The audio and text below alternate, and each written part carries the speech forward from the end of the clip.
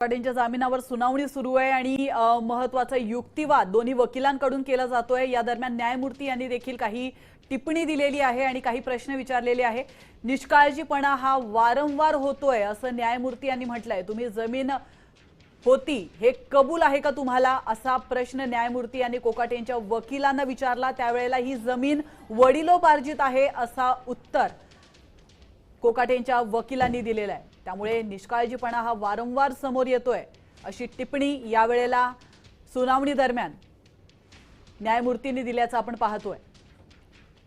तर आज कोकाटेंच्या जामिनावर सुनावणी होते का आणि सुनावणी होत असताना नेमकं काय निर्णय समोर येतोय हे पाहणं महत्त्वाचं असणार आहे। आजच युक्तिवाद पूर्ण करा असं कोर्टाने म्हटलंय। महत्त्वाचे आदेश कोर्टाने दिले। सरकारी वकिलांनी पुढची तारीख मागितलेली आहे, मात्र आजच युक्तिवाद पूर्ण करा असं कोर्टाने म्हटलेलं आहे। सरकारी वकिलांनी पुढची तारीख मागितल्याचं आपण पाहिलंय, मात्र पुढची तारीख न देता आजच हा युक्तिवाद पूर्ण करा असे आदेश कोर्टाने दिलेले आहेत। त्यामुळे आज या सुनावणी दरम्यान कोर्ट निर्णय घेणार असल्याची शक्यता अजूनच बळावते।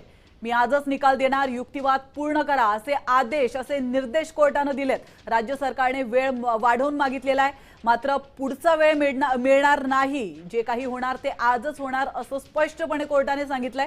त्यामुळे आजच या सुनावणीवर निर्णय घेतला जाणार हे आता स्पष्ट होतंय। आजच युक्तिवाद पूर्ण करा असे आदेश कोर्टाने दिले।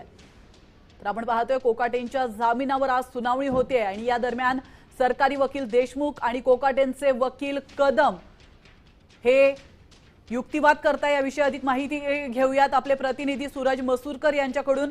सूरज, अतिशय महत्त्वाची अपडेट समोर येते ती म्हणजे सरकारी वकिलांनी वेळ मागितलेला आहे, पुढची तारीख मागितलेली आहे, मात्र न्यायमूर्तींनी थेट नकार दिलेला आहे। जे काही होईल ते आजच होईल, आजच निकाल देणार असं न्यायमूर्तींनी म्हटलंय। काय अधिक अपडेट? निश्चितच माणिकराव कोकाटे यांच्या वकिलांकडून सगळ्यात मोठा जर काही युक्तिवाद करण्यात आला आहे तर तो असं सांगण्यात आलंय की हा कोणताही फ्रॉड नाहीये, ही कोणतीही फसवणूक नाहीये। आम्ही सर्व माहिती जी आहे ती ॲफिडेव्हिटमध्ये दिलेली आहे। मात्र कोर्टाने त्यानंतर त्यांना प्रतिप्रश्न केला होता की ही जी जमीन आहे त्याचा उल्लेख का नाहीये, तर त्यानंतर पुन्हा सांगण्यात आलं की ही जी जमीन आहे ती वडिलोपार्जित आहे। त्यामुळे कुठेतरी कोर्टाने पुन्हा एकदा टिप्पणी जी आहे ती केलेली आहे माणिकराव कोकाटे यांच्या पक्षावरती की हा तुमचा निष्काळजीपणा आहे। जर का या सगळ्या गोष्टी आहेत तर मग त्या ॲफिडेव्हिटमध्ये का नाहीत, असं देखील कोर्टाने त्यांच्यावरती ताशेरे ओढलेले आहेत। मात्र आता जी मुदत आहे ती वाढून मागवण्यात आलेली होती राज्य सरकारकडून। मात्र सगळ्यात मोठी आता बातमी जी आहे ती कोर्टाने आज पूर्णपणे स्पष्ट सांगितलेलं आहे की आम्ही वेळ वाढवून देणार नाही। जो काही माणिकराव कोकाटे यांच्याबद्दल जो निर्णय आहे तो आजच देऊ आणि त्यानंतर सगळ्यात महत्त्वाचं जे आहे कोर्टाने एकदा निकाल दिल्यानंतर नेमकं आता पुढे कोर्ट नेमकं काय निकाल देते, कारण माणिकराव कोकाटे यांच्यावरती अटकेची टांगती तलवार कायम आहे। कारण जो निर्णय खालच्या कोर्टाने दिला होता तोच निर्णय जो आहे तो हायकोर्ट कायम ठेवू शकते।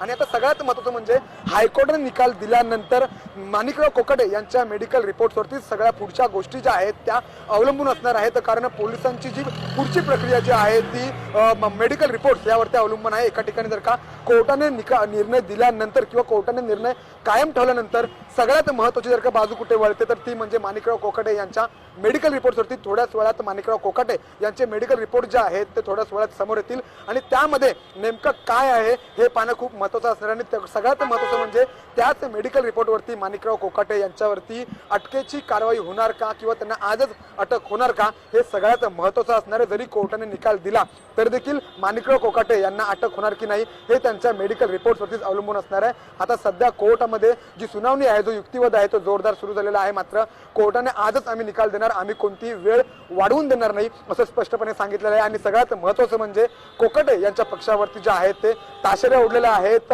ज्या काही गोष्टी जो काही युक्तिवाद जो आहे तो कोकाटे यांच्या पक्षाकडून करण्यात आलेला आहे। सगळ्यात मोठा युक्तिवाद जो आहे हा कोणतीही फसवणूक नाही। आम्ही सगळी माहिती जी आहे ती ॲफिडेव्हिटमध्ये दिली होती, मात्र वडिलोपार्जित जमिनीचा उल्लेख ॲफिडेव्हिटमध्ये का नाही असा सवाल जो आहे तो कोर्टाने विचारलेला होता आणि त्याच्यावरतीच कुठेतरी तुम्ही हा निष्काळजीपणा करतात अशी जी टीका जी आहे ती कोर्टाने केलेली आहे। आता थोड्याच वेळात माणिकराव कोकाटे यांचे जे रिपोर्ट्स मेडिकल रिपोर्ट जे आहेत ते थोड्याच वेळात समोर येतील आणि त्यानंतर पुढची भूमिका जी आहे, पोलिसांची पुढची भूमिका नेमकी काय असणार आहे, पुढची कारवाई नेमकी काय असणार आहे हे सगळ्यात आता मेडिकल रिपोर्ट्सवरती अवलंबून असणार आहे।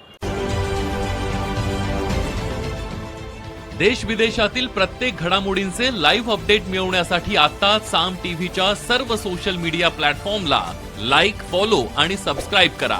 तसंच सर्व नोटिफिकेशनसाठी बेल आयकॉन प्रेस करायला विसरू नका।